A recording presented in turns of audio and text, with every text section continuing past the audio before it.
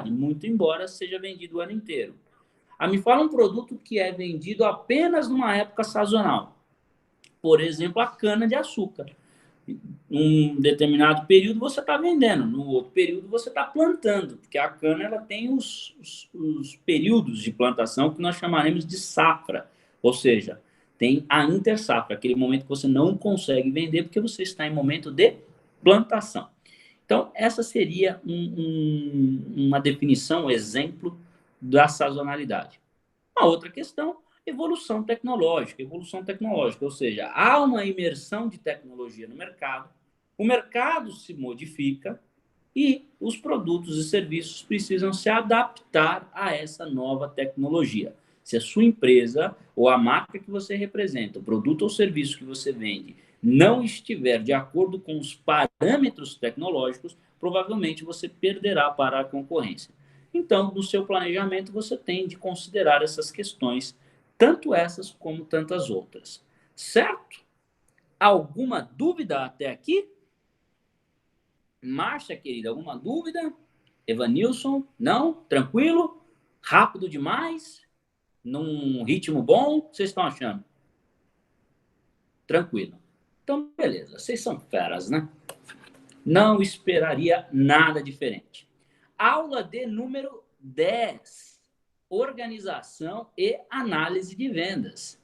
Nós começamos a aula com duas perguntas. Eu farei novamente essas perguntas aqui para vocês. Quais produtos devem ser vendidos em detrimento de outros?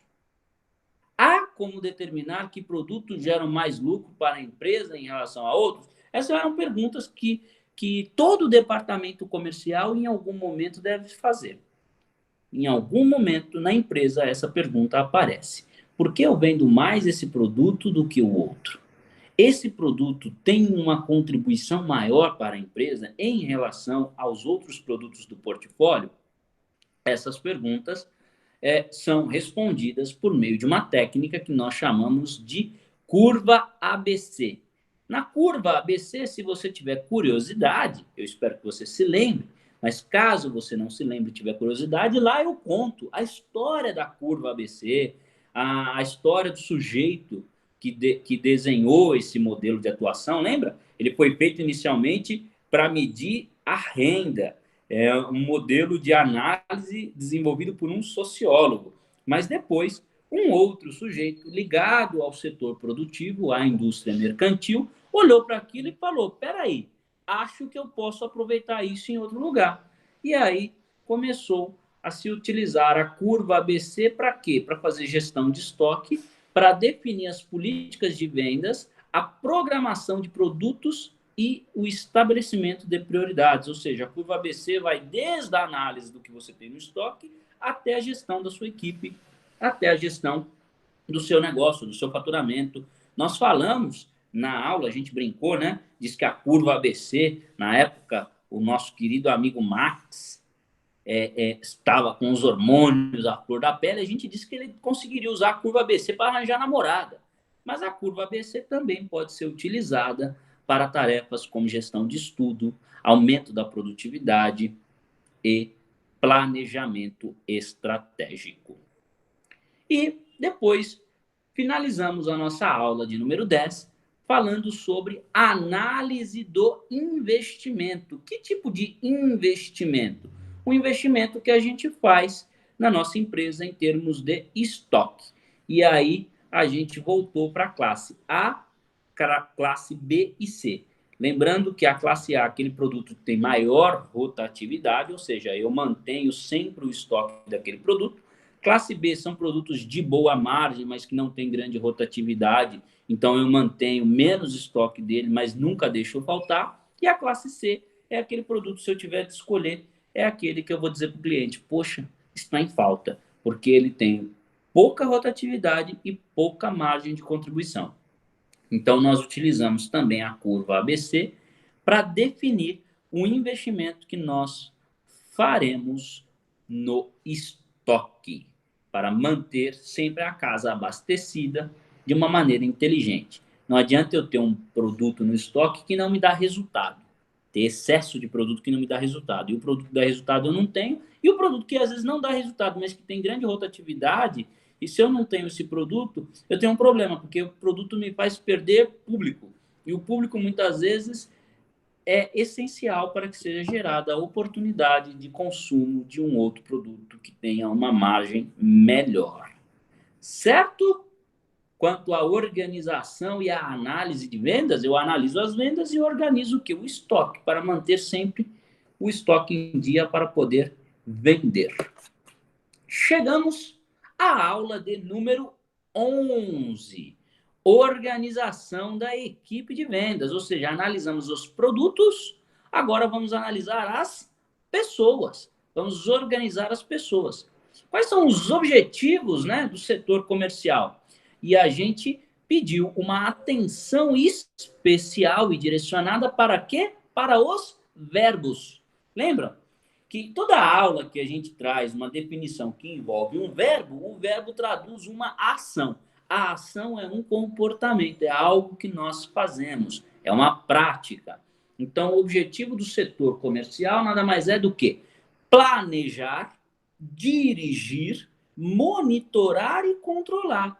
Vamos nos aprofundar um pouco nisso? No planejamento, eu ainda estou dentro de casa, eu estou trabalhando a estratégia, que é uma das fases. Depois, quando eu digo de dirigir, eu estou dizendo faça isso, faça aquilo outro. Ou seja, a equipe vai a campo e eu dou o direcionamento.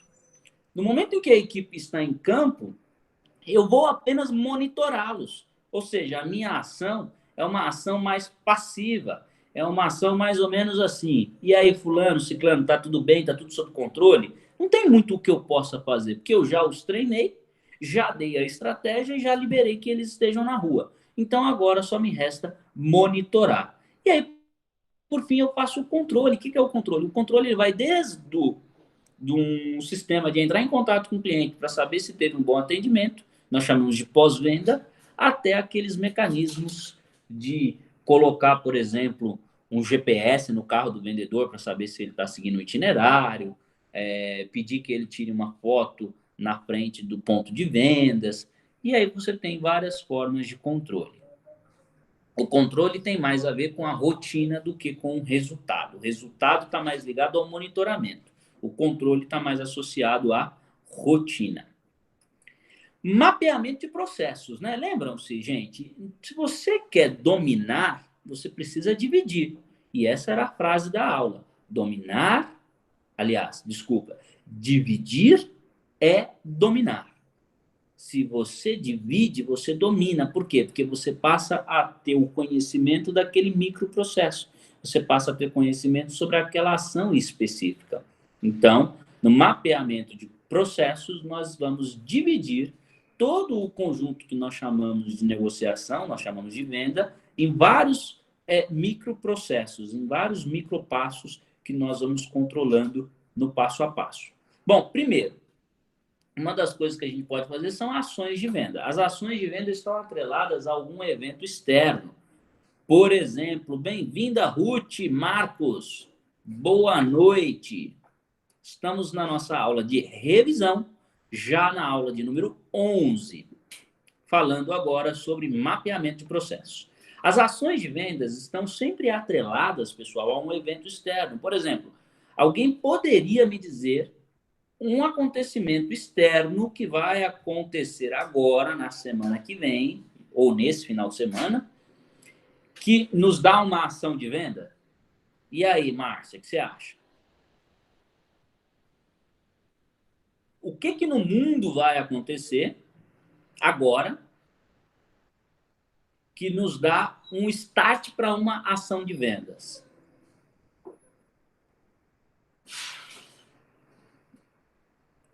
Quando nós lançamos um produto no mercado, a gente nunca lança aquele produto no preço que é o efetivo preço dele.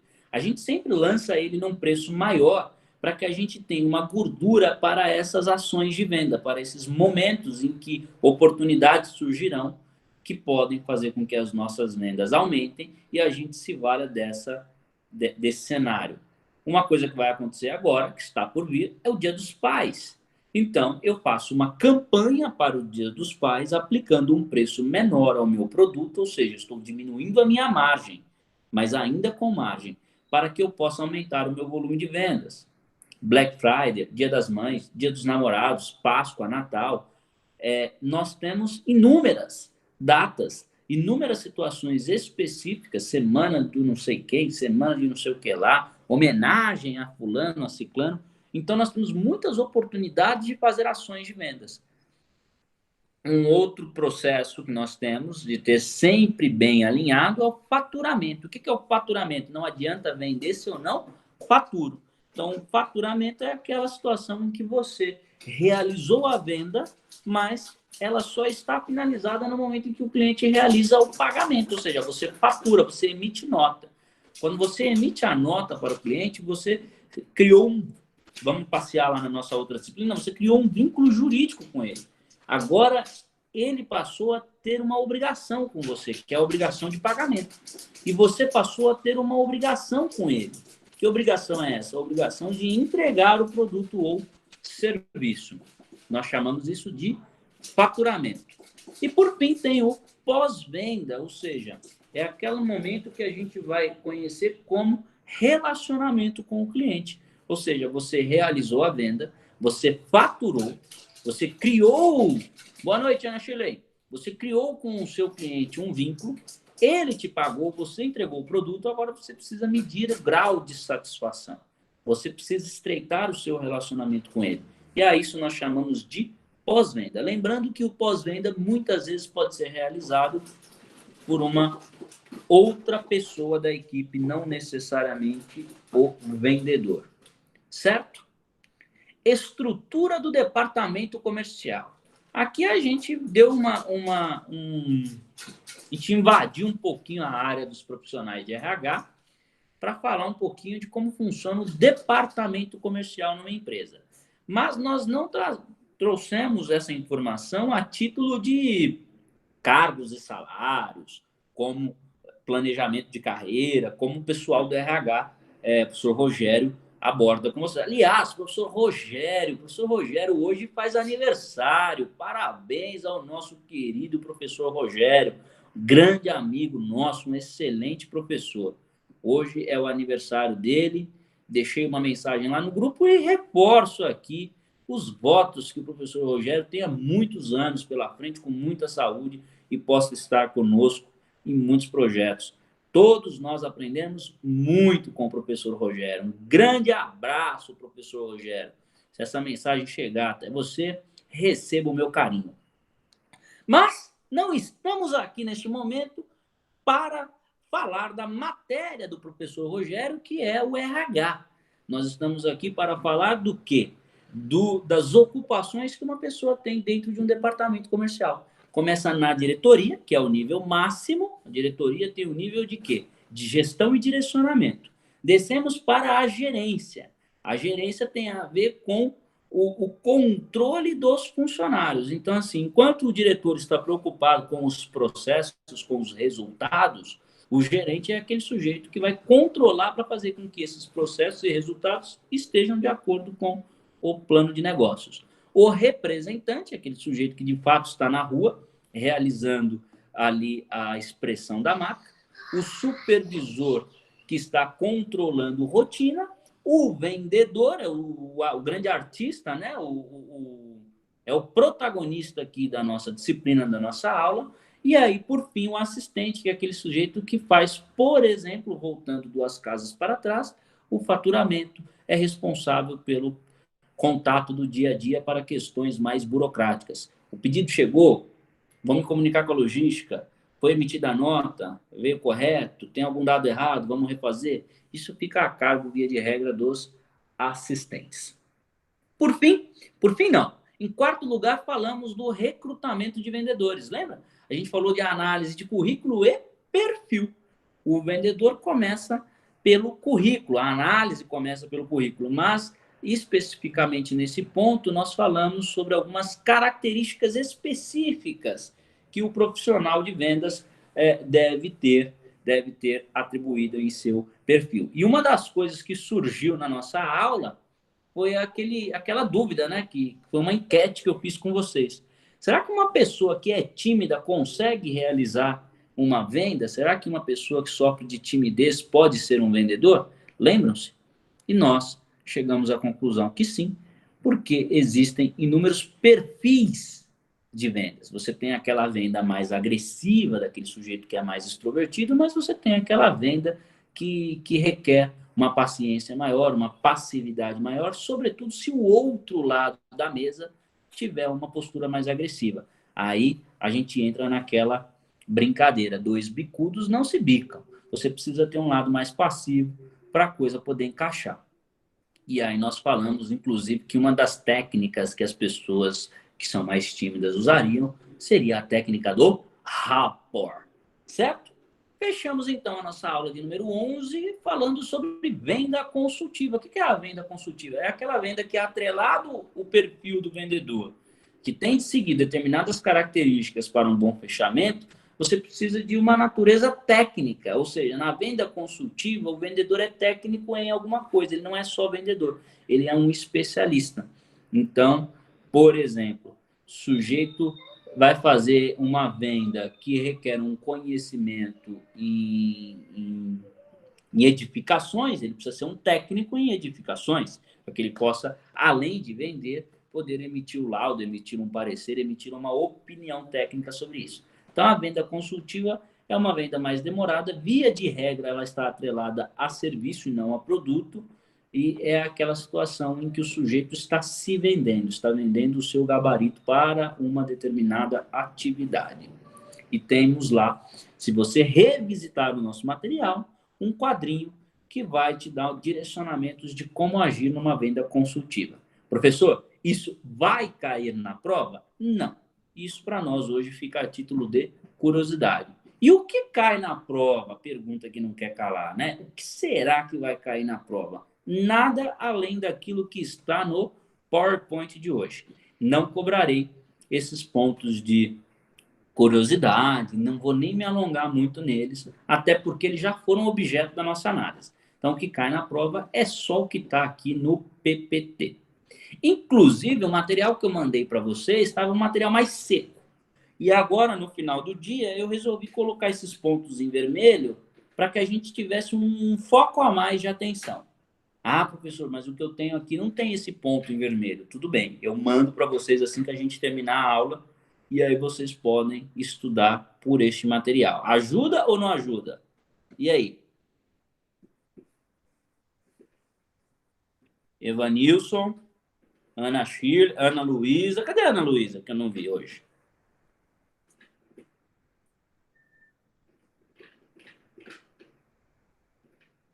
Ajuda, ajuda sim.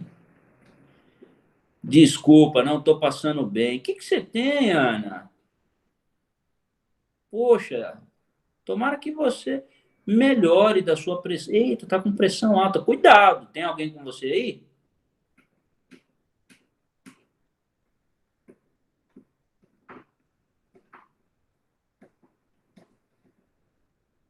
Nós estamos torcendo pela sua melhora, viu, Ana? Eu e os seus colegas. Se precisar de alguma coisa, você dá um grito aí.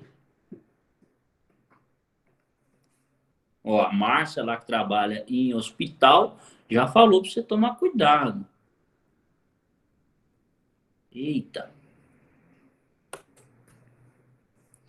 Aula de número 12. Controle de vendas e análise de desempenho. O que nós vimos na aula de número 12? Começamos lá a aula pelos mecanismos de controle, né? O que o mecanismo de controle revela para nós? Lembra que toda vez que a gente aplica um mecanismo de controle, a ideia não é punir, a ideia é revelar um dado, né? Nós não estamos aqui num clima de, nossa, vamos buscar quem é o culpado. Não, não se trata disso. Quando a gente tem uma análise técnica, e vocês estão aqui se formando técnicos, você está atrás da informação, porque a informação sempre vai revelar para você um dado importante. E é a partir deste dado que você terá uma ação direcionada. Então, no caso do mecanismo de controle, o que ele vai revelar para nós? Coisas do tipo excesso de desconto, excesso de concessões. Se lembram? que a gente tem uma taxa de desconto, que é sempre aplicada aos produtos. Em toda venda, eu aplico o produto com aquela taxa de desconto. Ou seja, aquele produto já não tem mais o preço original. O preço original passou a ser o preço com desconto. Porque se eu dependo sempre daquela taxa para poder realizar a minha venda, significa que eu não acredito no preço original daquele produto. Então, aquilo que era um benefício, uma concessão para mim, um benefício para o outro lado, se tornou uma muleta de vendas. Ou seja, eu modifiquei o escopo do produto com excesso de desconto. Excesso de concessões. Lembram-se que o vendedor sempre sai de casa com uma mochila nas costas. O que tem nessa mochila, Ruth?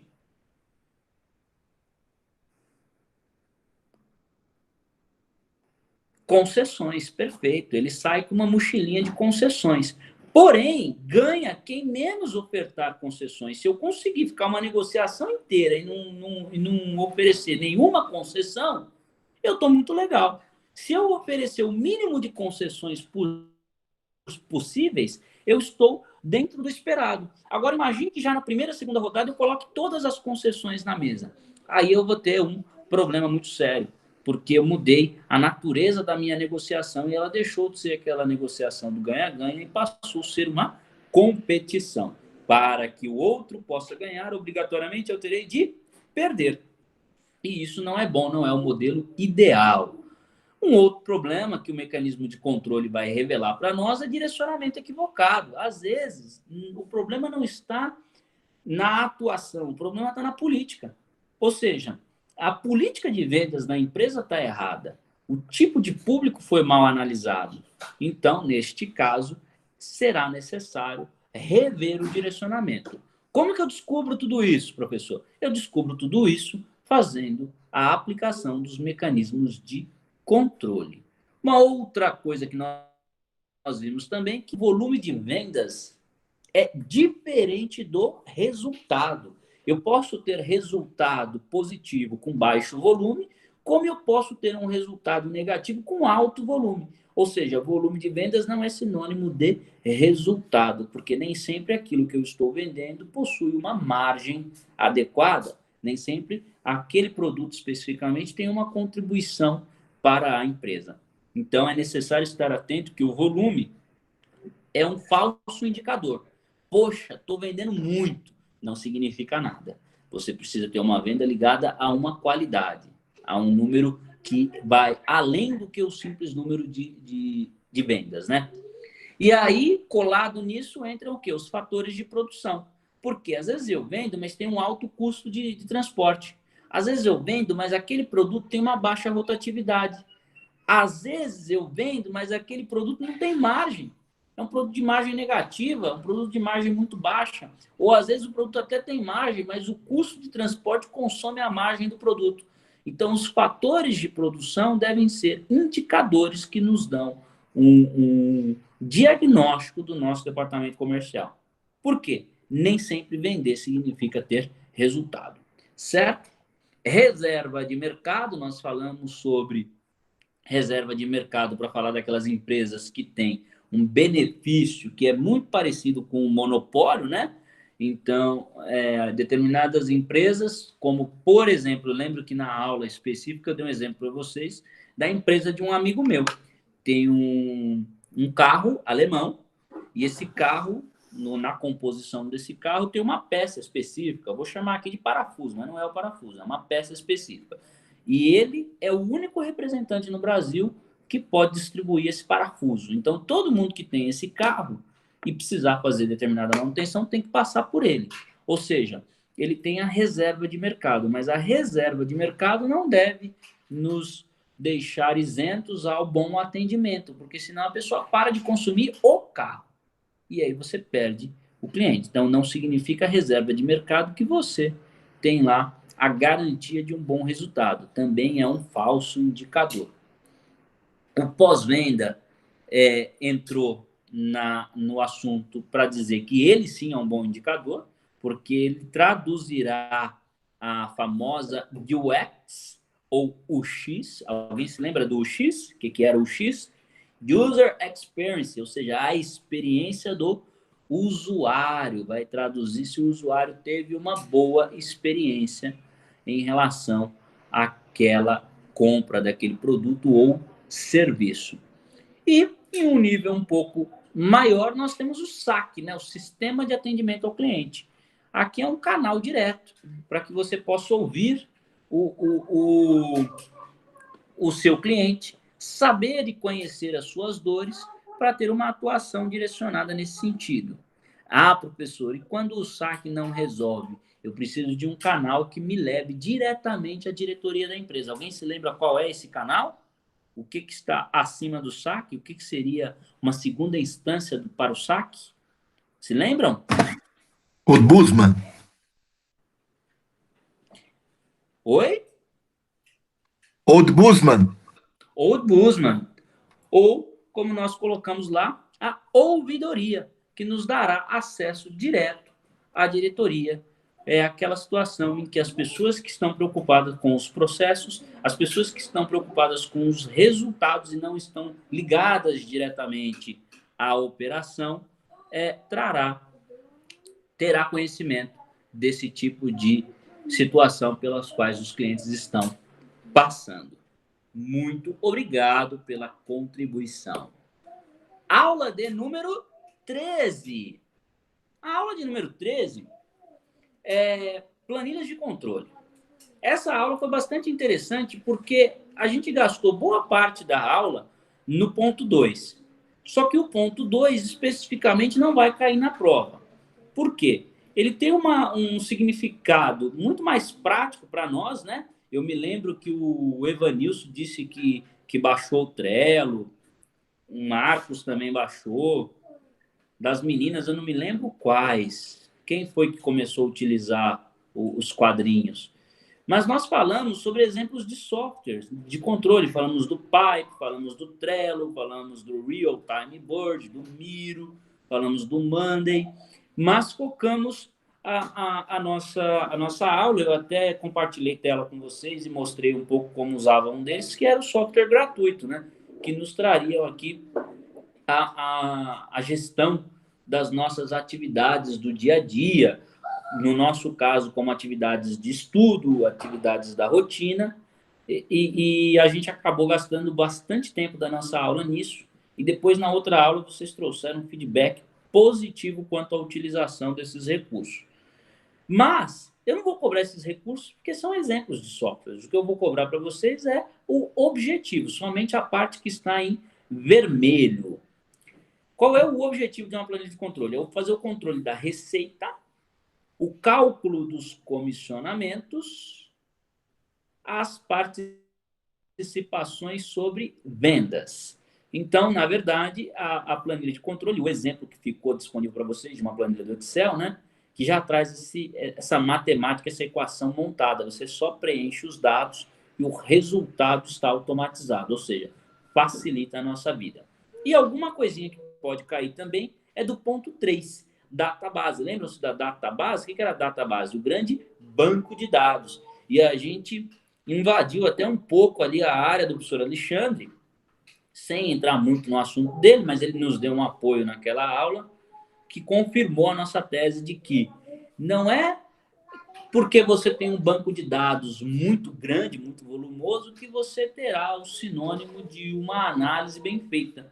Porque às vezes você tem um volume muito grande de informações que compõem o seu banco de dados, mas essas informações não são qualitativas, são informações muitas vezes que não te levarão a nada. Então, mais vale hoje, até para o uso da inteligência artificial e de softwares que fazem essa análise, um banco de dados com menos informações, porém com uma informação mais qualitativa, do que com um volume muito grande. O volume é um detrator. Quanto mais volume, melhor, desde que o volume seja qualitativo. Se o volume não for qualitativo, esse volume será um detrator. Então, isso é interessante quando a gente fala de planilha de controle, porque por trás desses softwares, sobretudo esses que têm sistema de automação, eles contam com banco de dados, eles contam com database. E aí a gente ficou nesse conceito. Certo, moçada? Beleza até aqui? Podemos ir para a aula de número 14? Começamos a nossa aula de número 14, cálculo da participação no mercado. Ai, professor, que medo. Chegou a aula de falar de matemática. Não, para com isso.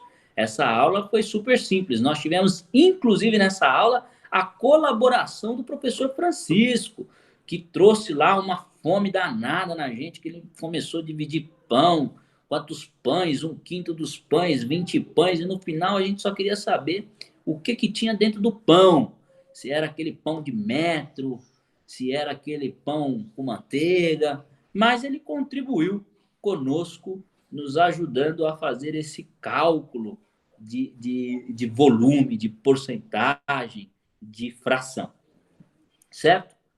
Começamos a nossa aula falando sobre análise da concorrência, ou seja, não adianta, gente, você ter uma atuação, ter uma estratégia, ter uma pauta, ter um direcionamento, se você não estiver olhando para o mercado. Porque senão você pode ter a melhor estratégia do mundo, se o seu concorrente faz diferente e a forma como ele faz tem aderência no mercado, você sequer vai ter como constatar o que você está fazendo, porque você não vai ter público. Então, é parte fundamental do processo fazer a análise da concorrência. Qual que é a dificuldade de fazer a análise da concorrência? Você não tem acesso a todos os dados, porque tem dados que as empresas concentram de maneira reservada. Então, aí é que mora a dificuldade. Mas a análise da concorrência é um ponto fundamental para que você possa estar com o seu produto minimamente competitivo em relação aos demais. Falamos sobre o famoso market share. Lembram-se que nessa aula de market share, o professor Francisco disse que vocês não estavam participando das aulas de sexta. Foi aquele famoso puxão de orelha. Eu aproveito esse gancho para dizer a vocês que amanhã não haverá aula. Amanhã é um dia destinado a vocês estudarem, porque semana que vem começam os simulados. Nós faremos atividades simuladas e depois já entraremos na semana de prova, não na próxima, a outra. Então, em função dos estudos que vocês terão, amanhã estarão todos dispensados. Ah, professor, sexta-feira, então vou curtir. Vai curtir uma bela de uma plataforma com um pacotão de exercícios. Você até pode tomar uma cervejinha na sua casa, desde que esteja fazendo os exercícios no AVA. Ah, professor, eu prefiro refrigerante. Tudo bem, vai também. Certo? O que era o market share? Participação que uma empresa ou um produto tem em um determinado mercado. Ou seja, o market share é esse cálculo para saber o meu nível de penetração no mercado em função de um produto ou em função de um concorrente. Como que essa conta era feita?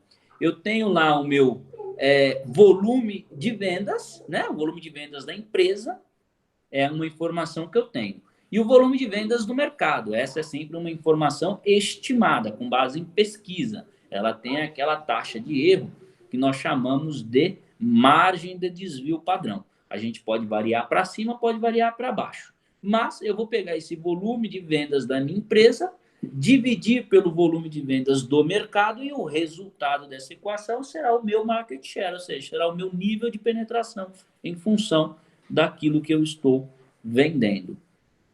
Certo? Fiquem atentos a essa definição. A conta eu não vou cobrar, mas a fórmula pode ser que eu cobre em maneira de explicação. Explique como funciona, como é calculado o market share. É uma boa pergunta, né? Porque é uma conta simples de se fazer, mas que traz um dado muito importante para nós. Que é aquela informação, quando você fala assim, por exemplo, a Coca-Cola tem 60% de market share. Ou seja, a cada 100 pessoas que compram um refrigerante, 60 pessoas estão comprando uma Coca-Cola. Então é um volume muito interessante, um volume muito alto. Isso é bom. Tem empresas que nem sequer aparecem no mapa, porque não tem penetração de mercado. Então, como que elas descobrem isso? Fazendo esse cálculo que nós chamamos de market share. Aí, depois de falar disso, a gente falou do volume de vendas, né? Porque se para fazer esse cálculo a gente precisa do volume de vendas, como que é feito o volume de vendas? E aí também tinha uma equaçãozinha para nós, que está lá. Essa eu não vou cobrar, porque é mais simples, mas na verdade é uma análise que você faz do quê? Do que você comprou, daquilo que você vendeu. Qual é a variação que tem? Quando você compra, você pode ser que realize essa compra em momentos distintos. Então, o seu preço de compra pode ser que varie, mas o seu preço de venda não varia. Então, quando você tiver o seu estoque, você vai ter que fazer uma coisa chamada preço médio. E aí, com base no preço médio do seu estoque e no seu preço de venda, você vai chegar ao seu volume total. Blindagem de mercado são mecanismos de proteção que a empresa adota para que não perca clientes. Então, atendimentos, concessões, benefícios, promoções, planos de fidelidade, são todos recursos de blindagem de mercado. Você está se protegendo de quem? Do vilão chamado concorrência.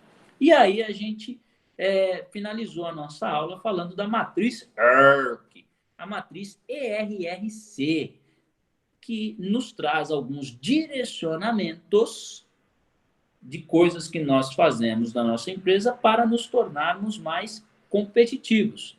Às vezes precisamos eliminar coisas, às vezes precisamos adicionar coisas, às vezes o ponto está na redução e às vezes está na criação. Professor, um exemplo: eliminar. Este é um custo, por exemplo, que eu tenho, que eu não quero mais ter. Substituo ali uma mão de obra por uma tecnologia. Eliminei aquele custo. Aumentar determinada demanda, posso aumentar, por exemplo, o meu armazém para que eu tenha um volume maior de estoque e tenha um diferencial no mercado, que é ter o produto à pronta entrega. Às vezes eu tenho um armazém muito grande e isso está sendo um custo muito alto, então eu reduzo trabalhando com um estoque terceirizado. E às vezes a solução está na criatividade. Às vezes os cortes e adições padrões não atendem à nossa necessidade, aí é que entra o departamento de marketing com a sua técnica de criação. E aí a gente dá um pulo lá no bimestre passado e revive uma das técnicas de aumento de criatividade. Alguém se lembra? E aí? Como fazer para aumentar a criatividade do seu departamento de marketing ou departamento comercial? Alguém se lembra? Não? Ninguém? Dou-lhe uma, dou-lhe duas, dou-lhe três. Ninguém. A técnica de brainstorm, aquelas chuvas de ideia. O Evanilson já foi mais numa linha nacional. Professor, está muito metido. Tudo bem, Evanilson, chuva de ideia, serve também. Massa, é isso aí. Estava tentando lembrar como escreve. O Evanilson já foi mais malandro. Não sabia como escrever, foi no português. Olha aí. Tá certo, Evanilson. Eu faço isso também o tempo todo. Porque eu trabalho escrevendo, boa parte do meu trabalho está relacionado à escrita. Porque nós, profissionais do direito, falamos muito pouco. A audiência, por exemplo, que é o momento em que você fala, ela acontece 2 vezes no processo. Isso quando acontece, tem processo que nem audiência tem. Então, na maior parte do tempo, a nossa comunicação se dá por peças escritas. E às vezes, quando a gente está escrevendo, fica aquela dúvida: o que a gente faz? Não vai correr o risco de errar, a gente muda a forma de escrever. O Evanilson fez isso e se saiu muito bem. Malandrinho, né? Então, essa é a nossa matriz, né? Eliminar, adicionar, reduzir ou criar. Por que você não colocou tudo isso em português, professor? Porque se eu colocasse tudo isso em português, provavelmente a sigla não faria sentido. Aí a gente teria complicações para se lembrar. E chegamos agora à nossa aula de número 15, última aula, porque na aula de número 15 também temos a aula de número 16. Lembra que o conteúdo foi mesclado nessa última aula e nós chamamos de participação de vendas da empresa. O que a gente viu nessa aula? Começamos pelo canal de distribuição, né? Pessoas, empresas e tecnologia. O canal vai ser sempre esse. Ou eu distribuo por pessoa, ou por empresa, ou por tecnologia. Às vezes, e não raro, pelos 3. E chegamos às formas de distribuição. Nós temos a forma de distribuir via o atacadista, via o varejista, e nós estabelecemos sobre esse ponto as vantagens e desvantagens. Qual que é a grande vantagem de ter um longo canal de distribuição? Matéria-prima, fábrica, atacadista, varejista. Nossa, é um longo canal de distribuição. Qual que é a vantagem? A vantagem é que você tem uma distribuição do foco da energia, ou seja, cada equipe, cada ponto, cada elo desta corrente focará em um determinado serviço, em uma determinada atividade, o que fará com que eles tenham mais resultado específico. Porém, qual é a desvantagem? Quanto maior o canal de distribuição, maior será o custo, porque você precisa financiar toda essa moçada, você precisa pagar toda essa cadeia de produção. Então, quem acaba pagando por isso é o consumidor final, porque o produto chegará a ele com um preço mais elevado em função do aumento da cadeia. Então, ele tem mais gente para abastecer para trás, o cara da ponta acaba pagando essa conta. Falamos sobre aquela relação em que uma empresa vende para uma empresa, a relação entre duas pessoas jurídicas.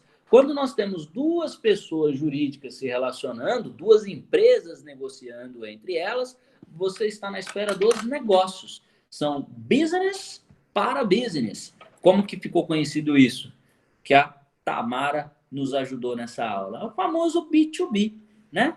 Business to business, empresa com empresas. É aquela coisa, para que você possa negociar, para que você possa estar no páreo de negociação, você precisa ter um CNPJ, às vezes é um requisito. E você tem aquelas empresas, que são negócios, que se relacionam com consumidores finais, eu, você. E aí você tem o business to client, ou seja, você tem o famoso B2C, certo? Se lembram dessas expressões? Apareceram para nós semana passada. Essa está fresquinha na memória, né? Não teria nem como esquecer. E aí a gente pisa lá no início do programa, Ruth, Tamara, Evanilson, Marcos, Ana Shirley, Ana Luísa, Lucas Gabriel. Queridos alunos, a gente volta à nossa primeira aula, só que agora cheio de informações que enriquecem o programa, porque agora essas palavrinhas não são palavras vazias, mas estão carregadas de significados para nós, que são as etapas de negociação. O que tem na etapa de negociação? A fase de estudo, palavra-chave dessa fase. Momento em que eu fico levantando as informações. A parte da introdução, palavra-chave da introdução, relacionamento. Aqui é onde eu crio e gero empatia. O desenvolvimento são as rodadas de negociação, no momento em que eu estou negociando, pondo concessões na mesa e extraindo benefícios, ou seja, tirando as concessões do outro lado, e aí finalmente eu vou para a meta de saving, né? Eu chego para o fechamento, que nós chamamos de conclusão. Certo, moçada? Até aqui estamos todos bem? Essa foi a nossa revisão. Agradeço por você ter ficado comigo até aqui. Vou encerrar essa primeira parte da aula em que nós apresentamos o conteúdo em PowerPoint. Vou entrar na plataforma para que a gente possa simular aqui alguns exercícios. Deixa eu pegar a plataforma aqui. Lembram como entra? Você acessa lá o URL, vem aqui, coloca o seu nominho, sua matrícula, e a disciplina é Técnicas de Negociação. Aqui a gente vai pegar exercícios de 2 aulas. Aí a gente realiza os exercícios e vocês estão liberados. Podemos fazer assim? Vamos pegar aqui a aula de número 9. Na aula de número 9, a gente vem aqui na autoavaliação, pré-visualizar o questionário, e aí chegamos à questão. Entende-se por objetivos. E aí? Quais são os objetivos? Procurar informações do passado para planejar um futuro calibrado. Uma missão a ser cumprida em determinado planejamento. Essa missão é normalmente definida em termos qualitativos e sintetiza um conjunto de metas. Alcançar um público-alvo. Planejamento dos clientes abordando quais produtos e quanto tempo. Detalhamento de cada um desses objetivos, associando sempre a um indicador numérico. E aí, moçada? A, B, C, D ou E? A Ruth, mais rápida que possível, já foi no B. B de baixinho. A Márcia segue o relator. Conhece essa expressão? Siga o relator. Quando você tem um processo jurídico e ele chega em segunda instância, 3 desembargadores farão o julgamento. O primeiro que julga é chamado de relator. Se os outros 2 concordarem, eles não precisam votar. Eles falam assim, siga o relator. Então, quando a gente fala que segue o relator, é assim, Ruth, estou de acordo com você, vamos junto. São as fases do planejamento de vendas pelas quais uma equipe deve passar. Eita! Posicionamento e precificação, treinamento de equipe e análise de dados históricos. Análise de dados históricos. Análise de dados históricos, posicionamento e precificação, treinamento da equipe, mapeamento das oportunidades, métrica de conversão, definição de objetivos e metas. Ou mapeamento das oportunidades, métrica de conversão, definição de objetivos e metas. Ou, por fim, definição de objetivos e metas. E aí? A, B, C, D ou E? Ai, professor, tá tão parecido. Mas nós vamos a pedido de vocês. Quem mais? Quem mais? Ruth, já foi. Márcia, cadê você? Evanilson, aguardamos a sua resposta representando o Clube do Bolinha. Vamos dizer?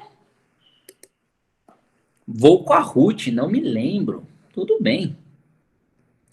As técnicas de previsão de vendas e, consequentemente, de estoque dividem-se em 3 grupos.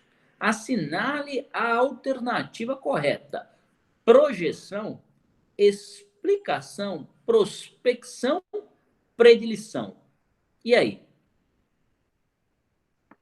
Se são 3 grupos, a alternativa A a gente já descarta. Boa, Ivanilson, massa você. É isso aí. E aí? 1, 3 e 4? 1, 2 e 3? 2, 3 e 4 ou 1, 2 e 4? 1, projeção. Projeção faz parte? Sim. Então, todas que têm 1 estão no jogo. Explicação faz parte? Sim. Então, a gente já dispensa a B. Só dá para dispensar A e a B. Ficamos entre C, D e E. Prospecção faz parte? Não. Então, tudo que tiver 3 dispensa. Dispensa C, dispensa D, ficamos com a E de escola. Viu como é fácil? Você vai por eliminação.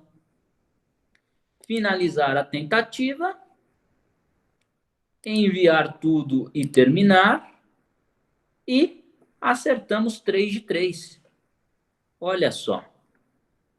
Massa. Fala outra aula aí, Evanilson, para a gente poder fazer mais um teste antes da gente encerrar. Escolhe, meu amigo. Você tem agora o poder em suas mãos para escolher a próxima aula que nós faremos exercícios. Lembrando que nós estamos entre as aulas 9 e 16. A 9 a gente já fez. Eita, caiu o negócio do óculos. E aí? A 12? Vamos de aula 12, então. 12. Por quê? Porque 12 é par, professor. 12 é par, dá jogo. Beleza. Pré-visualizar o questionário. A sigla SWOT.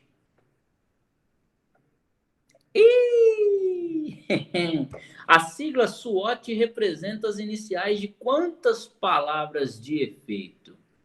E aí? 1, 2, 3, 4, 2, 5, 3 ou nenhuma? C. 5? Vamos ver. A Ruth vai de D. Vocês precisam chegar agora numa conclusão. 4. 4 é D. Ruth vai de D. E aí? E. Lucas vai de 3. E agora? Bicho. Eu vou colocar B. Não vou colocar nenhuma. Ah, professor, você vai errar. Tudo bem, não tem problema. Depois a gente descobre por que errou. Dos itens abaixo, qual não corresponde a um aspecto de avaliação pós-venda? Verificar a curva descendente de produto, satisfação com o produto, qualidade de atendimento, necessidade de outros produtos ou serviços, satisfação do cliente com o atendimento. A, B, C, D ou E? A de amor. E aí? Evanilson A. Quem mais? Márcia A. Lucas A. Foi essa que você errou? É porque a resposta aqui, ô Evanilson, é qual não corresponde. O não é sempre um troço que pega a gente. Eu vou falar para você que eu cansei de errar a questão assim. A letra T da sigla SWOT significa o quê? E aí? Oportunidades, forças, fraquezas, potencialidades ou ameaças? O que vocês acham? Ó, gente, vou dar uma dica para vocês. Quando vocês estiverem fazendo esse exercício, você vem aqui assim, abre uma aba e coloca significado da sigla SWOT. Dá um Google. Aí, ó. Aí, ó. Apareceu. Ó. Cadê o quadrinho? Eu queria mostrar aquele quadrinho. Ué, enganado. O quadrinho não tá aqui. Aqui o quadrinho. Ó o quadrinho, ó.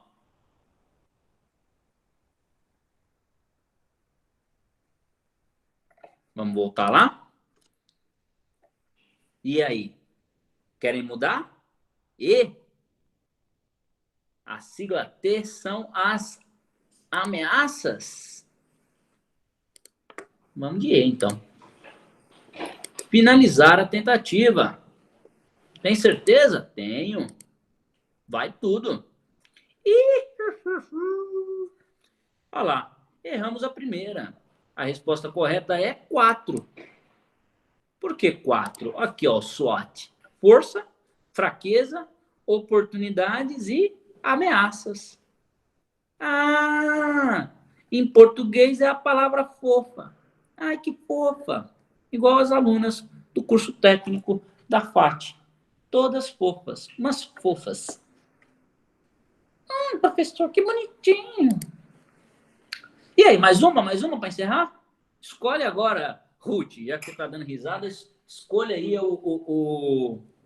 mais uma aulinha para a gente fazer o exercício. Ai, professor, você prometeu que era só 2. É, até prometi, mas tudo bem. Autoavaliação. Vamos lá? Pré-visualizar. A dimensão RACE determina o que pode ser na oferta do produto. Assinale a alternativa que preenche corretamente a lacuna. Aqui é a lacuna, gente.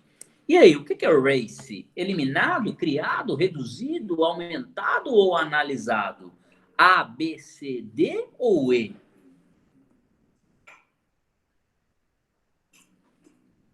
Deveria fazer um para pensar e responder. Vamos fazer então, Evanilson. A Márcia vai de C, o Lucas vai de D Ó, Márcia.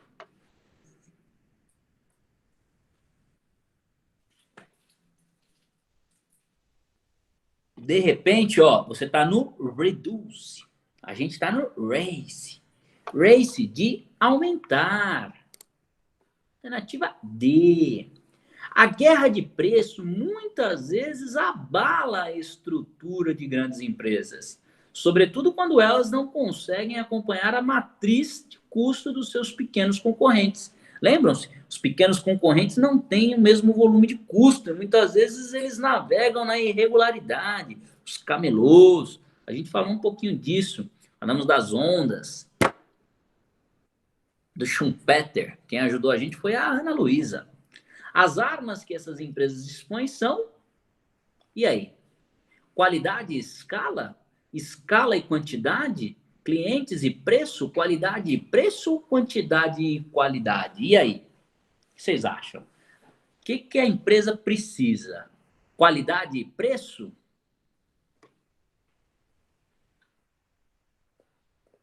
Quem mais? Quem mais? Quem mais? Que eu tô meio desconfiado dessa resposta. E aí, dona Ruth? Cadê a senhorita que escolheu essa aula aí para dar trabalho para nós? Ajuda nós aí. Ai, professor, fala direito. É. Gente, a empresa ela não precisa ter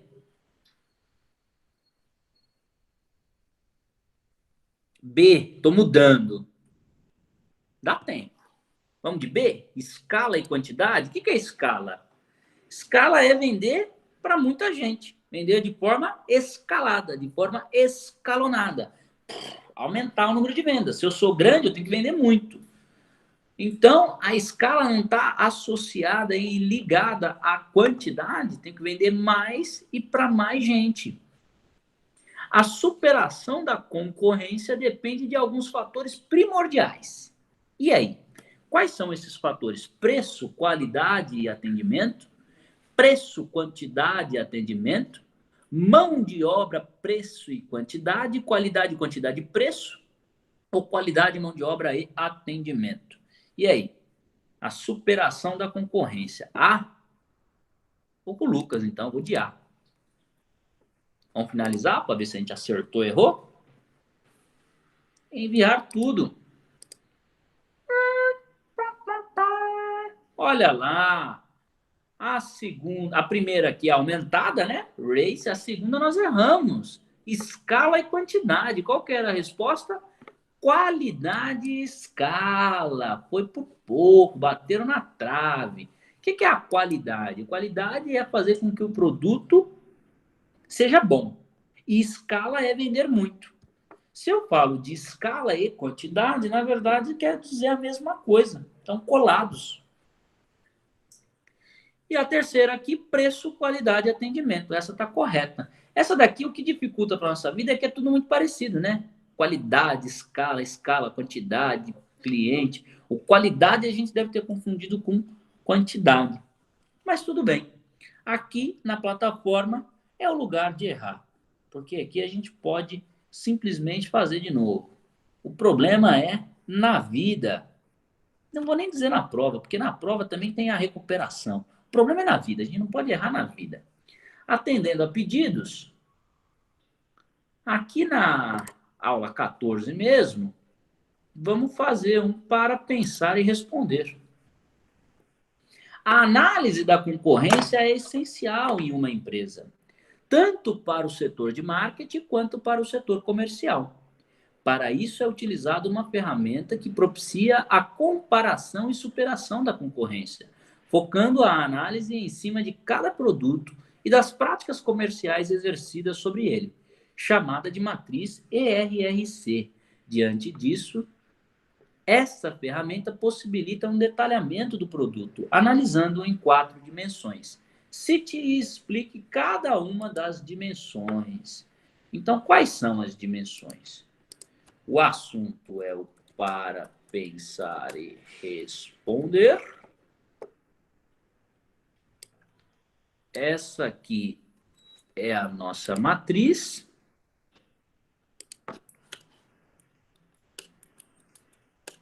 Aqui nós estamos falando do quê? Da eliminação. A eliminação está atrelada ao corte de determinados custos que uma empresa pode fazer. Por exemplo, como nós citamos, trocar uma mão de obra por um recurso tecnológico. Aqui nós estamos falando do aumento. O RACE está atrelado ao investimento que uma empresa pode fazer em determinado setor para viabilizar a expansão dos negócios. Por exemplo, a compra ou locação de um armazém para adquirir, não, para estocar, né? Para estocar produtos. Aqui nós estamos falando da redução, que é o reduce, né? Aqui não está necessariamente ligado ao corte total, mas está atrelado à redução de determinados custos, como, por exemplo, política de economia.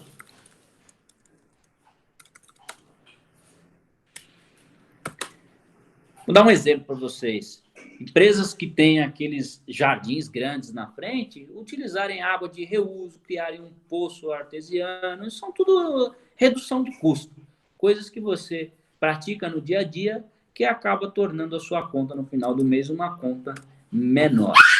E por fim, estamos falando acho que a Pandora se machucou ali, da criação.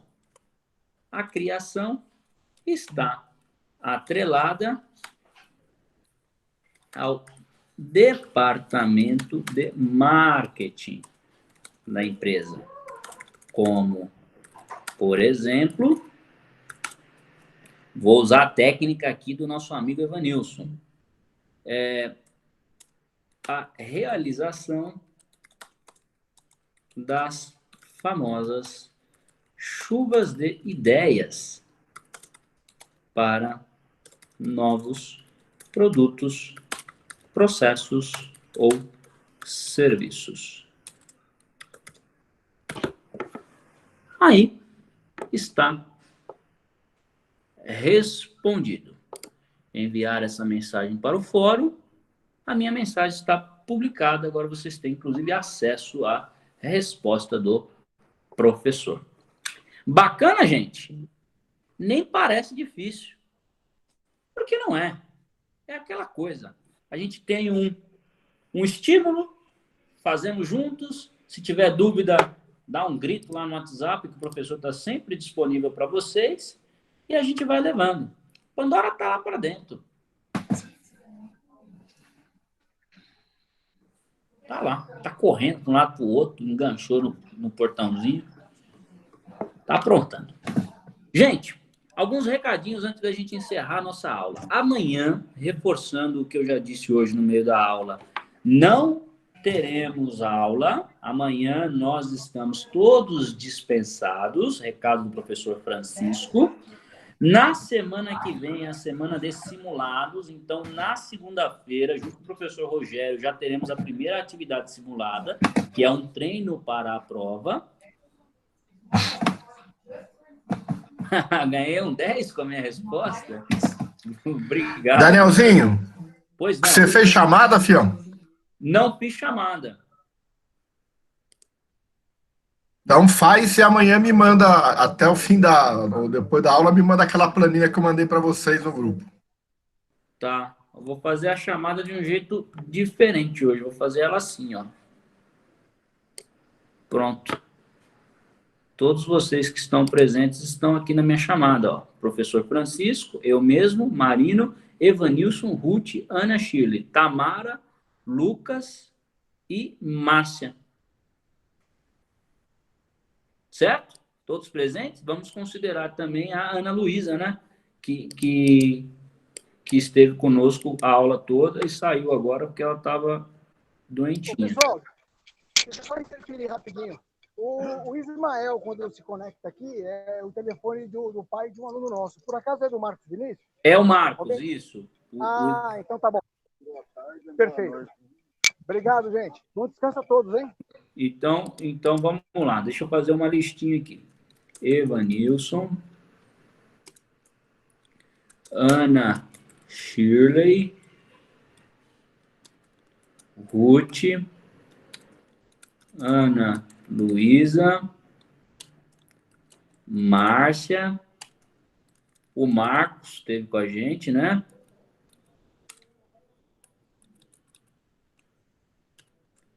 Quem mais? O Lucas Gabriel, a Tamara,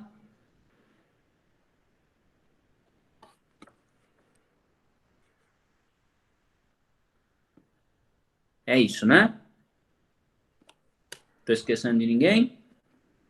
Então, tá aqui a nossa listinha de presença. Depois eu preencho lá na planilha. Gente, um excelente final de semana para vocês. Qualquer dúvida, estou à disposição, só chamar. Um beijo no coração. Obrigado mais uma vez pela paciência e pela audiência. É sempre um prazer enorme dividir as minhas quintas-feiras com vocês. Um beijo no coração. Até semana que vem. Lembrando, semana que vem, atividade simulada. Bom final de semana. Beijo.